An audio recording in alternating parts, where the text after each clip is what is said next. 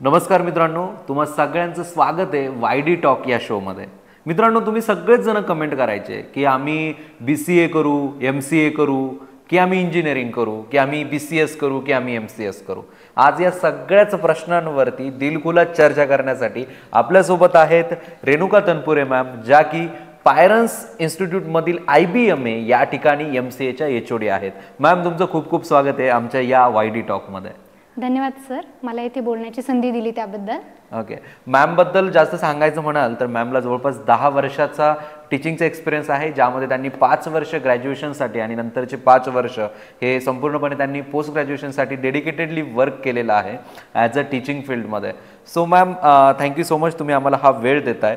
So ma'am, आता सध्या मी तुमच्याशी चर्चा केल्यानंतर जाणवलं की तुम्ही आता PhD सुद्धा परस्युइंग करताय. सो माझा पहिला क्वेश्चन तोच असेल की तुमचं MCAचं एज्युकेशन, तुमचं जो एज्युकेशन होतं आत्तापर्यंतचं, ते कुठे झालं, कसं झालं, कसा तुमचा अनुभव होता? सो मॅम, जसं की तुम्ही आत्ता बोललात की तुमचं PhD तुम्ही परस्युइंगमध्ये आहात, तर मला जाणून घ्यायचं आहे की तुमचं एज्युकेशन जे होतं, जे की तुमचं BCA असेल, MCA असेल किंवा आत्ताचं चालू असलेलं एज्युकेशन, हे तुम्ही एज्युकेशन कुठून कसं घेतलं आणि हा सगळा अनुभव तुमचा कसा होता? तसं सांगायचं ठरलं तर सर, मी ग्रॅज्युएशन BCS मध्ये केलेलं आहे. Okay. Bachelor of computer science. Okay. 3 वर्षाचा डिग्री अभ्यासक्रम त्यामध्ये घेतला आहे. मी त्याच्यानंतर MCA केले Sinhgad institute of business management and administration, Lonavala येथून, Pune. Wow, great. With first class and distinction. त्यानंतर मी ग्रॅज्युएशन BCS आणि BCA या कोर्सेसला टीचिंगसाठी, ग्रॅज्युएशनच्या मुलांना टीचिंगसाठी हे केले. त्याच्यानंतर मी पोस्ट ग्रॅज्युएशनच्या विद्यार्थ्यांना 5 वर्ष म्हणजे नाही का MCAच्या विद्यार्थ्यांना टीचिंग करत आहे आणि अजून करते.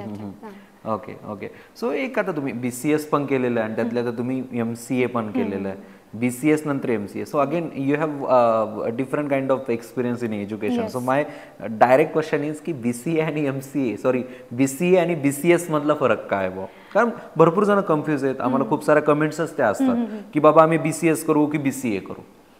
BCS आणि BCS मध्ये कम्प्युटर सायन्स रिलेटेड सब्जेक्ट आहेत आणि इकडे कम्प्युटर ॲप्लिकेशन. ठीक आहे.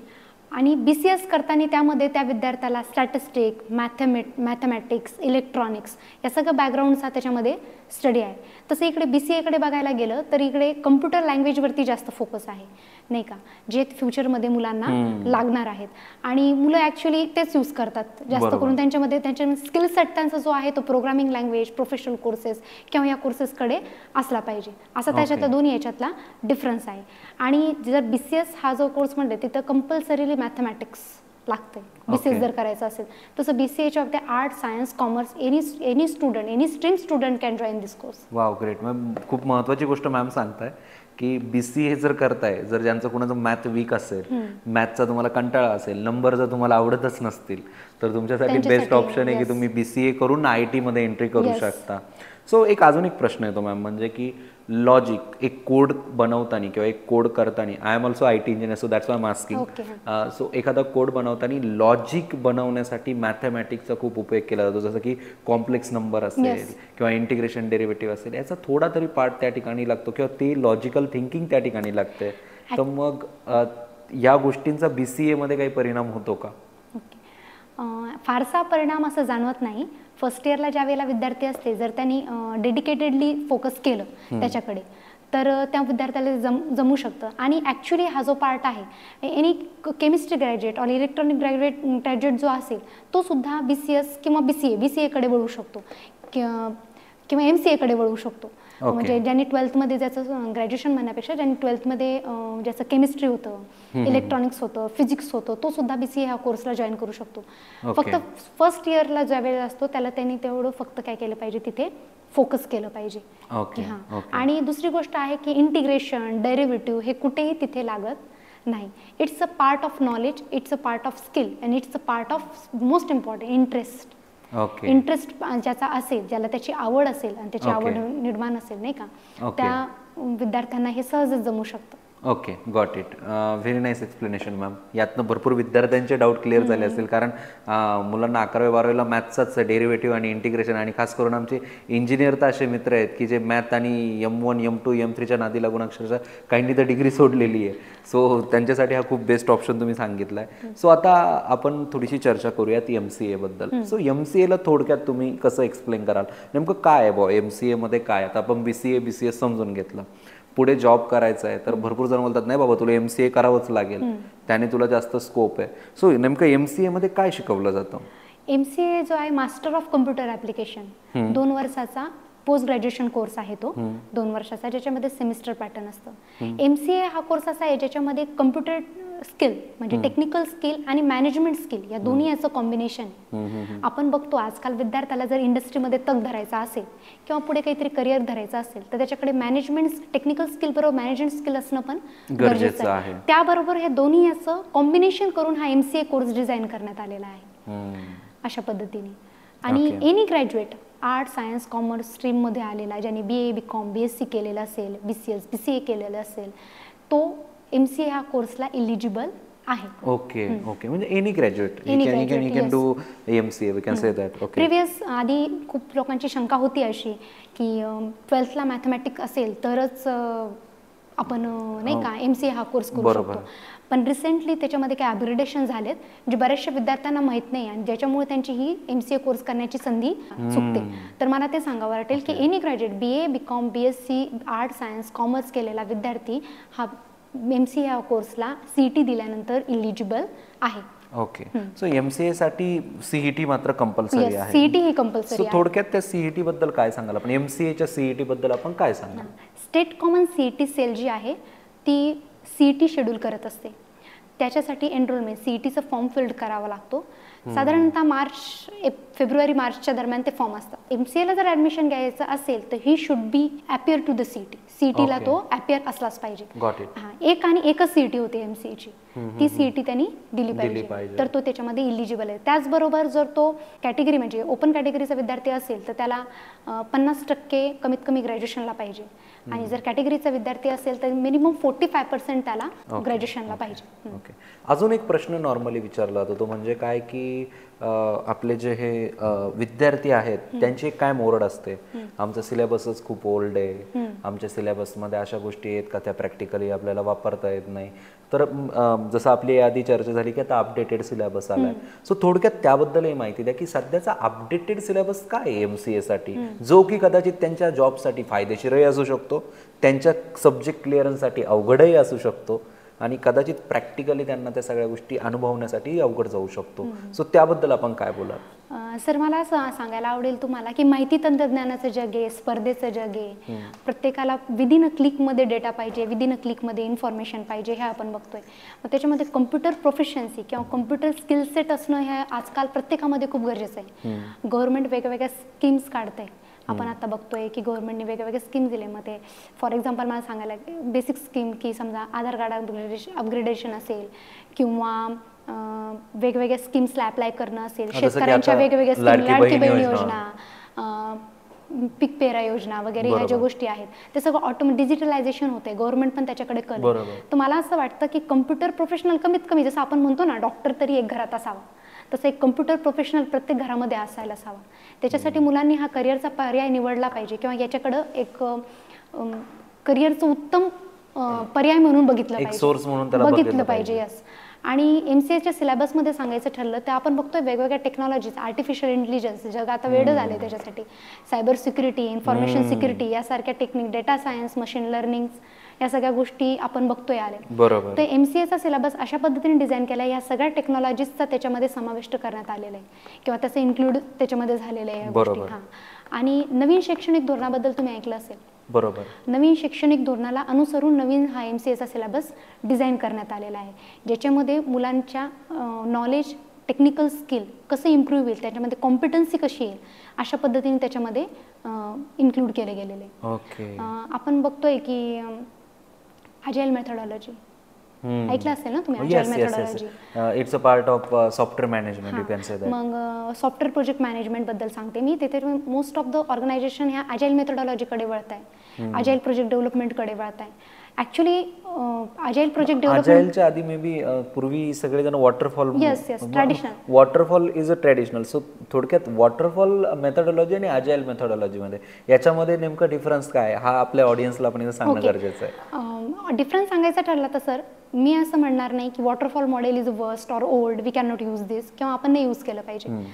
As per the need of application तुमचं कोणतं टाईपचं आहे त्याच्यावरती कोणती मेथडॉलॉजी यूज करायची. आता वॉटरफॉल मॉडेलमध्ये कसं होतं की आधी सगळं डेव्हलपमेंट डिझायनिंग सगळ्या गोष्टी होतं आणि मग टेस्टिंगची टीम कामाला येत होती. बरोबर. पण अजाईल मेथडॉलॉजीमध्ये सगळ्या गोष्टी ह्या सायमल्टेनियसली होत आहे. आपण वेगवेगळे ॲप्लिकेशन बघतोय विद्यार्थ्यांच्या आवडतीच्या ॲप्लिकेशनचे नावं घेईल मी. आपण इंस्टाग्राम व्हॉट्सॲप फेसबुक हे जे आहे इथे अजाईल मेथडॉलॉजीचा यूज केला आहे. आपण बघतो का 8 दिवसांनी 15 दिवसांनी महिन्याभराने नवीन अपग्रेडेशन येतात. म्हणजे याचा अर्थ असं नाही की क्लायंट जो आहे किंवा कस्टमर जो आहे ते ॲप्लिकेशन यूज करणं बंद करते. ते ॲप्लिकेशन तो यूज करतोय त्याचबरोबर साईड बाय साईड त्याला वेगवेगळे फीचर्स पण मिळत आहे. येस त्याबद्दल असं आहे त्याच्यामध्ये अजाईल मेथडॉलॉजी याच्यामध्ये जास्त यूज होते. म्हणजे इटरेटिव्ह डेव्हलपमेंट आहे.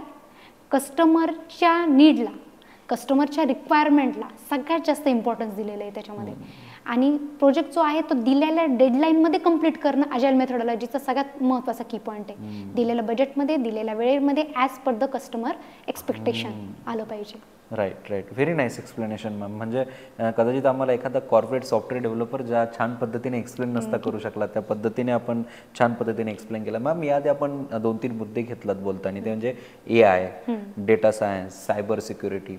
सो मी एका ठिकाणी एक रिसर्च पेपर वाचलेला त्यामध्ये लिहिलेलं की इंडियामध्ये फक्त आणि फक्त 5,000च सायबर सिक्युरिटी एक्सपर्ट आहेत ऑन पेपर. तर जर इंडियामध्ये एवढी पॉप्युलेशन आहे यांच्यावरती जर सायबर सिक्युरिटीचे जर हल्ले सुरू झाले जे की चालू झालेत बऱ्यापैकी सो त्यातनं इंडियाला खूप मोठा धोका आहे. कारण आज मी जर माझ्या वॉलेटमध्ये बघितलं तर 1,000 रुपयाच्या वरती कॅश नाही आहे बट माझ्या अकाउंटला मात्र पैसे आहेत. सो मग माझा तोच प्रश्न आहे की सायबर सिक्युरिटीला स्कोप आहे मग विद्यार्थी त्या क्षेत्राकडे का जात नाही आहे याचा नेमका लॅकुना कुठे आहे. म्हणजे कुठे तो की पॉईंट आहे की ज्याला मुलं कुठेतरी घाबरत आहे की नाही बाबा मला सायबर सिक्युरिटीला जायचं नाही की विद्यार्थ्यांची इच्छा आहे पण त्यांना शिकवण्यासाठी तेवढा प्रोफेशनल स्टाफ हा त्या ऑर्गनायझेशनमध्ये किंवा वेगवेगळ्या कॉलेजेसमध्ये नाही आहे का याबद्दल आपण काय बोलाल. आपण असं बघतोय की कम्प्युटर क्षेत्र किंवा कम्प्युटर फील्ड हे सगळ्यात जास्त डायनॅमिक आहे. रोज काहीतरी नवीन येते रोजच काहीतरी नवीन येते. सायबर सिक्युरिटीच्या बाबतीत जर बोलायचं झालं तर MCA करिक्युलममध्ये खूप महत्त्वाचा फोकस ह्या नवीन अपडेटेड जो सिलेबस आहे 24 पॅटर्न त्याच्यामध्ये इन्क्लूड करण्यात आलेला आहे. जर नियर अबाउट 2 वर्ष दोन्ही वर्ष त्या विद्यार्थ्याला सायबर सिक्युरिटी हा सब्जेक्ट आहे.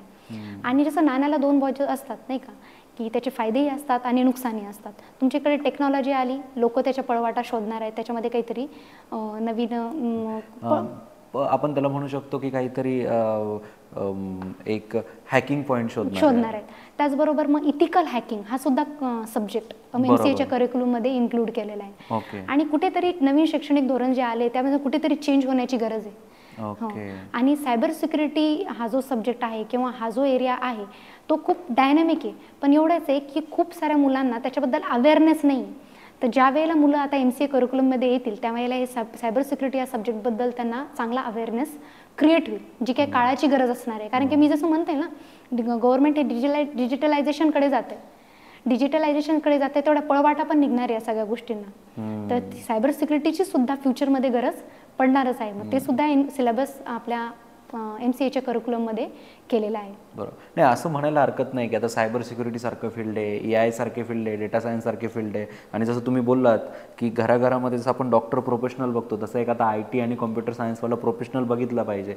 यातनं असं म्हणायला बिलकुल हरकत नाही आहे की आता जसं घरोघरी मातीच्या चुली ज्या पद्धतीने असतात त्या पद्धतीने घरोघरी आता कॉम्प्युटरचे डोके असायला सुरुवात होतील. आणि आज घराघरात IT इंजिनियर्स किंवा IT प्रोफेशनलची गरज आहे कारण तेवढा स्कोप मार्केटमध्ये येतोय. स्कोप पण आहे आणि गरज पण आहे. आणि ॲक्च्युली तर झालं आहे सर आपण बघतोय की आजकाल शेतकरी तो सुद्धा मोबाईल फोन यूज करतोय म्हणजे तो मिनी कम्प्युटरच यूज करतोय.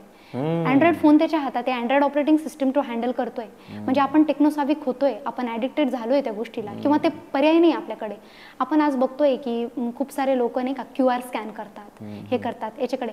म्हणजे हे QR स्कॅन करणं, ऑनलाईन पेमेंट करणं, म्हणजे आपण टेक्नॉलॉजीकडे वळलोय. डेव्हलपिंग नेशन आहे, त्याच्यामध्ये IT field up and down प्रत्येक फील्डमध्ये असतात. पण IT फील्ड जे आहे ते कधीही न थांबणारं आहे आता. त्याच्यामुळे मुलांनी करिअरची संधी म्हणून त्याच्याकडे बघावं. ओके. सध्या इंडियामध्ये 2024 मध्ये जवळपास 2.5 लाख IT चे जॉब आहेत. So what do you think? आता तुम्हाला जवळपास 10 वर्षाचा एज्युकेशनल एक्सपिरियन्स आहे, तुम्ही एवढ्या विद्यार्थ्यांना घडवलंय, तुम्ही ITचं मार्केट 2 वेळेस पडताना आणि घडताना बघितलंय. So that's why I am asking की येत्या 2 वर्षानंतर जे काही आमचे MCAला जे काही विद्यार्थी ॲडमिशन घेतील, किंवा 3 वर्षानंतर जे काही ग्रॅज्युएशन कंप्लीट करतील, त्या विद्यार्थ्यांसाठी 3 वर्षानंतर व्हॉट डू यू थिंक 2.5 लाखाचे किती जॉब क्रिएटेड असतील इन 2027? इन 2027 जर आपण बोलायचं ठरलं तर बऱ्याचशा करिअर्स अपॉर्च्युनिटीज ज्या असतील अवेलेबल ते मुलांनी ग्रॅब केलेले असतील. कारण की आपण टेक्नॉलॉजी बघतोय की व्हास्ट यूज ऑफ टेक्नॉलॉजी आहे, आणि मुलं टेक्नोसाविक आहे आपल्यापेक्षा जास्त, किंवा 2 पावलं पुढे आहेत ते टेक्नॉलॉजीमध्ये त्या गोष्टी, आणि त्यांना ती आवड आहे ते आत्मसात करण्याची. फक्त एवढं आहे का त्यांनी तो स्किल सेट जो आहे तो जपला पाहिजे, इम्प्रूव्ह करत राहिलं पाहिजे, नवीन शिकत राहिलं पाहिजे. मला जॉब मिळाला, ओके ठीक आहे ना, आता जॉब मिळतोय, झालंय आता, अपग्रेडेशन त्यांना पाहिजे, स्किल सेट नवीन पाहिजे. कारण की आपण ऐकलं ना, तो थांबला तो संपला, थांबून जमणार नाही. राईट. मग एकंदरीत 2.5 लाखावरून 2027 मध्ये किती numbers of IT jobs available असतील तुमच्या अंदाजे? तेवढंच 2.5 लाख, तेवढंच अपॉर्च्युनिटी अवेलेबल असतील. Okay okay, got it. So आणखीन एक प्रश्न येतो मॅम, तो म्हणजे काय की आर्टिफिशियल इंटेलिजन्स. तर आर्टिफिशियल इंटेलिजन्स हा जो स्कोप आहे, याला मार्केटमध्ये खूप बूम आलाय सध्या. सगळेजण AI वरती शिफ्ट होत आहे. Even in the field of digital marketing we already fire content writer आणि we are using ChatGPT to writing a content. So म्हणजे आमच्याकडे सुद्धा आम्ही आमचे कॉन्टेंट क्रिएटर असेल किंवा आमचे प्रोफेशनल काही ग्राफिक डिझायनर होते, आम्ही त्यांना बाजूला करून आम्ही AI टूल्स वापरतोय. सो AI टूल्स असे मार्केटमध्ये आहेत. So what do you think, AI मुळे IT प्रोफेशनलचे जॉब कमी होत आहेत की वाढत आहेत?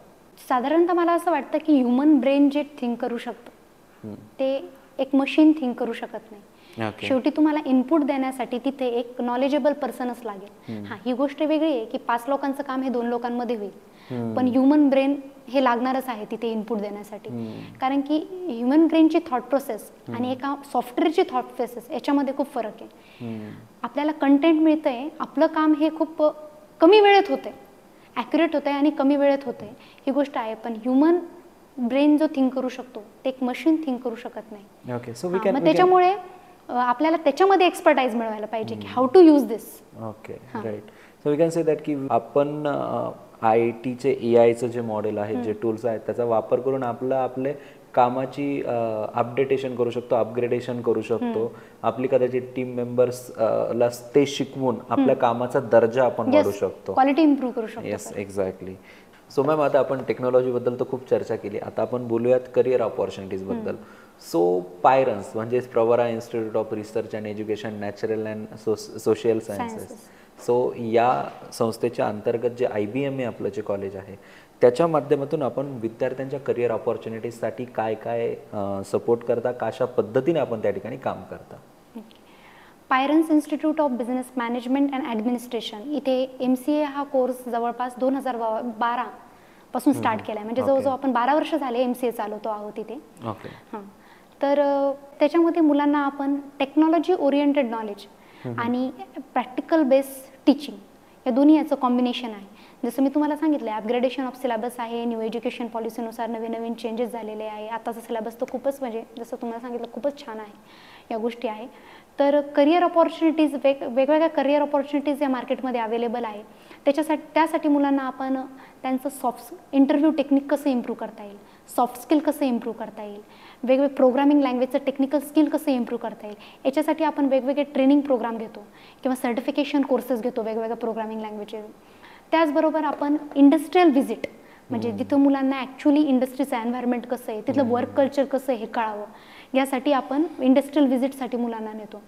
मग काही स्मॉल स्केल इंडस्ट्रीजला आम्ही गेलेलो आहे, काही लार्ज स्केल इंडस्ट्रीजला आम्ही गेलेलो आहे. आत्ता नुकतंच आम्ही बँगलोरला इस्रोमध्ये व्हिजिट केलं. Wow, interesting. येस.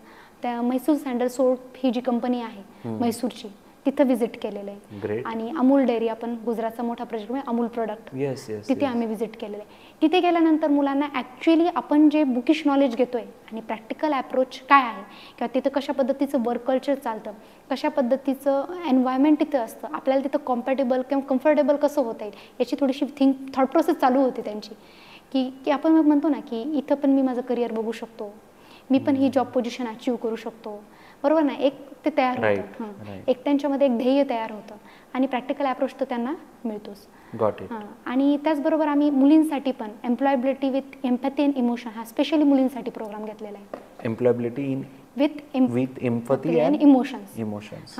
हा एक ट्रेनिंग प्रोग्राम घेतलेला आहे. ॲप्टिट्यूड टेस्ट किंवा ॲप्टिट्यूड ट्रेनिंग, मुलांना फर्स्ट राऊंड हा ॲप्टिट्यूडचा असतो, जनरल ॲप्टिट्यूडचा असतो, त्याच्यासुद्धासाठी पण आम्ही ट्रेनिंग प्रोग्राम घेतो. सॉफ्ट स्किल, आता मुलं कसं असतात, शक्यतो कम्प्युटर बॅकग्राऊंडमध्ये असं पाहण्यात मिळतं की मुलं हे टेक्निकली साऊंड असतात but they can not express, त्यांना सांगता येत नाही, मांडता येत नाही. मग ते मॅनेजमेंट स्किल, त्यांचं सॉफ्ट स्किल कसं इम्प्रूव्ह होईल, टीममध्ये आपण कसं ॲडजस्ट होऊ शकतो, how to talk with manager, how to talk with HR, किंवा त्यांचं पर्सनल ग्रूमिंग कसं करता येईल, यासाठी सुद्धा आम्ही सर्टिफिकेशन कोर्सेस घेतलेत मुलांचे आणि ट्रेनिंग सेशन्स घेतलेले आहेत. ते त्याचबरोबर ज्या वेळेला मुलांकडे प्रॉपर मॅनेजमेंट ऑफ मनी सुद्धा पाहिजे, अर्न केलंय त्यांनी, त्याच्यासाठी सुद्धा वेल्थ अवेअरनेस प्रोग्राम घेतला. Financial management. Yes, financial management, wealth management awareness programme घेतला होता हा आम्ही मुलांसाठी. वेगवेगळे training programme, certification course, soft skill training, soft skill programme हे आम्ही सारखे मुलांसाठी घेत असतो, जेणेकरून मुलं ते अपग्रेडेशन होतात. मग त्याच्यातूनच त्यांची वेगवेगळी कंपनीसाठी, ट्रेड प्लेसमेंटसाठीची तयारी होते आणि मुलांना कॉन्फिडन्स तयार होतो. त्याचबरोबर आम्ही वेगवेगळ्या ॲक्टिव्हिटीज ज्या होतात त्याच्यामध्ये मुलांचं पार्टिसिपेशन कसं जास्त करता येईल हे बघतो, जेणेकरून त्यांना त्यांचं मॅनेजमेंट स्किल तिथे अप्लाय करता येतं, मुलं त्यातून घडतात. आणि पर्सनल पायरन्स IBM एक विशेष असं आहे की सगळे जे स्टाफ आहे किंवा फॅकल्टी आहे ते personal attention to the student, नावानिशी आम्ही बऱ्याचशा विद्यार्थ्यांना ओळखतो, अशा बऱ्याचशा मोठ्या मोठ्या इन्स्टिट्यूटमध्ये किंवा बाहेर असं होत नाही जास्त करून. तर पर्सनली आम्ही मुलांना ओळखतो, एनी टाईम ते आम्हाला कॉन्टॅक्ट करू शकतात, त्यांचा पर्सनल प्रॉब्लेम, फायनान्शियल प्रॉब्लेम किंवा काय असेल ते डिस्कस करू शकतात. नाही म्हणजे प्रत्येक सक्सेसफुल विद्यार्थ्यापाठीमागे किंवा प्रत्येक सक्सेसफुल यशस्वी पुरुषापाठीमागे 3 गोष्टी महत्त्वाच्या असतात. एक म्हणजे त्याचं हेल्थीनेस, त्याच्यानंतर त्याचं वेल्थीनेस, आणि थर्ड इम्पॉर्टंट थिंग इज लव्हिंगनेस, म्हणजे तो कशा पद्धतीने समाजामध्ये वावरतोय, प्रेमाने वागतोय, कसा वागतोय. सो ह्याच गोष्टी तुमच्याकडेही प्रोव्हाइड केलं जात आहे. जसं की तुम्ही हेल्थी करताय अपडेटेड टेक्नॉलॉजीजने त्याचा ब्रेन, फायनान्शियली तुम्ही त्याला एज्युकेट करताय विथ द हेल्प ऑफ वेल्थीनेस. आणि ज्या पद्धतीने तुम्ही बोललात की तुम्ही खास करून महिलांसाठी किंवा महिलांसाठी in the sense for lady student तुम्ही जो प्रोग्राम घेताय इमोशन ओरिएंटेड, तर यातनं तुम्ही लिव्हिंग नेचरमध्ये सुद्धा त्या ठिकाणी त्यांना सपोर्ट करताय. So definitely it will be a great kickback for their future also. So thank you so much for your valuable time.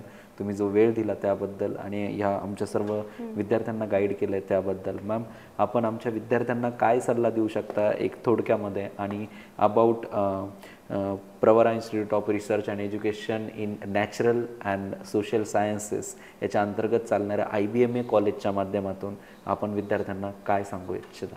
विद्यार्थ्यांना मला एक सांगायचं आहे सगळ्यात महत्त्वाचं, की इंडस्ट्री एक्सपेक्टेशन जे आहेत ते इंडस्ट्री एक्सपेक्टेशन जर त्यांनी त्याला अनुसरून जर त्यांनी त्यांच्या करिअरची तयारी केली. इंडस्ट्री एक्सपेक्टेशन म्हणजे काय विशेष असं नाही आहे की फक्त काय कॉम्पिटन्सी असली पाहिजे, कंटिन्युअस लर्निंगची हॅबिट असली पाहिजे, किंवा असं काही नाही की मी ह्या टेक्नॉलॉजीमध्ये खूप चांगला आहे किंवा वीक आहे म्हणजे माझं आता IT इंडस्ट्रीमध्ये करिअर होणार नाही, असं काही नाही आहे. तुम्ही ज्या वेळेला तो इंटरव्ह्यू क्रॅक करता सगळ्यात महत्त्वाचं आहे तुमचा कॉन्फिडन्स आणि तुमचं सिन्सिअरिटी. जर तुम्ही ह्या गोष्टी जर ठेवल्या, एका अलाईनमध्ये ठेवल्या, एका जपल्या, तर तुम्हाला इझिली जॉब मिळू शकतो. आणि जॉब ज्या वेळेला मिळतो त्यावेळेला तुम्हाला ट्रेनिंग देण्यात येतं, तुम्हाला जिथं काम मुलांमध्ये फोबिया आहे हा की जॉब कसा मिळेल किंवा जॉब कसा टिकेल, नाही का. कंटिन्युअस लर्निंग आणि कॉम्पिटन्सी जर त्यांच्यामध्ये ठेवली, नेहमी नवीन नवीन शिकण्याची जर तयारी ठेवली, तर नक्कीच स्काय हॅज नो लिमिट. ते त्यांचं ध्येय नक्कीच गाठू शकतात, उत्तम यश मिळवू शकतात आणि उत्तुंग भरारी घेऊ शकतात. तसं आम्ही आमचे पायरन्स IBM असे विद्यार्थी घडवलेले आहेत. जसं माझा एक विद्यार्थी, मला नाव सांगायला आवडेल, गौरव वराळे म्हणून एक विद्यार्थी आहे. तो पॅट्रॉन टेक्नॉलॉजीमध्ये त्याचं initial package 12 lakh per annum होतं. ग्रामीण भागातला विद्यार्थी होता. 12 लाख रुपये per annum initial package sir, starting package. आता अजून अपग्रेड झालं असेल, 2 वर्ष झाली जवळजवळ, की आता अपग्रेड झाला असेल त्याच्या म्हणजे पॅकेज. त्याचं इनिशियल पॅकेज 12 Yes, लाख होतं, yes. म्हणजे तो आता तर मे बी 2 वर्षात एक्सपिरियन्स नंतर he can reach to 25 or 30 lakh per annum. असे खूप सारे विद्यार्थी आहेत, मी आता फक्त त्याचं नाव घेतलं, तेवढा वेळ नाही आपल्याकडे. तर त्याची सक्सेस स्टोरी आहे. आणि साधारण विद्यार्थी, ग्रामीण भागातला विद्यार्थी, हे जे काही सगळ्यात नॉर्मली जे मुलं प्रॉब्लेम फेस करतात तेच सगळे प्रॉब्लेम्स त्यांनी फेस केलेले, त्याला पर्सनली मेंटरिंग झालेलं आमच्याकडून आणि त्यांनी इतकं छान यश संपादन केलं. त्याचबरोबर पायरन्स IBA तुम्ही technical professional, management professional, future managers तर बनवतोय आम्ही, पण त्याचबरोबर ह्युमन व्हॅल्यू कशा जपता येतील. ही should be a good human being, ideal person, बरोबर ना. आपण बघतो विद्या विनयेन शोभते, बरोबर ना. मग त्याच्यामध्ये ते पोलाइटनेस कसा आणता येईल किंवा त्याच्यामध्ये ह्या सगळ्या गोष्टी कशा आणता येईल, मॅनेजमेंट स्किल कसा आणता येईल, याकडे सुद्धा आमचं विशेष लक्ष असतं. Very nice ma'am. Thank you so much ma'am, तुम्ही जो वेळ दिला त्याबद्दल आणि आमच्या विद्यार्थ्यांना गाईड केलं त्याबद्दल. थँक्यू. Thank you very much.